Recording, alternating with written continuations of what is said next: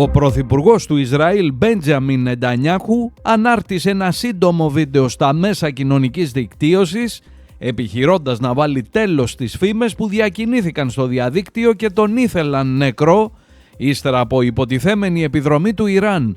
Στο βίντεο ο Ισραηλινός πρωθυπουργός εμφανίζεται να κάθεται σε κατάστημα καφέ και απευθύνει ένα λιτό αλλά σαφές μήνυμα προς όσους αναπαρήγαγαν ή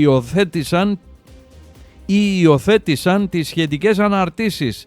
«Είμαι ακόμα ζωντανός», αναφέρει χαρακτηριστικά, ενώ ταυτόχρονα σηκώνει το χέρι του και δείχνει τα δάχτυλά του στην κάμερα, θέλοντας να διαψεύσει τους ισχυρισμούς που κυκλοφόρησαν τις τελευταίες ώρες. Οι φήμες φαίνεται πως πυροδοτήθηκαν από αναρτήσεις στα μέσα κοινωνικής δικτύωσης, στις οποίες υποστηριζόταν ότι σε πρόσφατο βίντεο ο Νετανιάχου εμφανιζόταν με 6 δάκτυλα στο ένα χέρι, γεγονός που ορισμένοι παρουσίασαν ως ένδειξη ότι το υλικό ήταν προϊόν τεχνητής νοημοσύνης. מה שאלת אותי? ראש הממשלה אומרים ברשת שאתה בכלל מת? אני מת על קפה, אתה יודע מה? אני מת על העם שלי. איך הם מתנהגים, פנטסטי.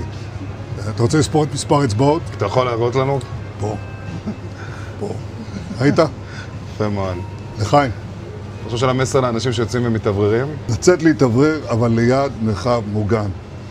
והעמידה שלכם היא מדהימה, נותנת כוח לי, לממשלה, לצה"ל, למוסד. אנחנו עושים דברים שאני לא יכול לשתף ברגע זה, אבל עושים דברים מכים באיראן חזק מאוד, גם ביום הזה, גם בלבנון, ממשיכים. אתם אומרים לי להמשיך?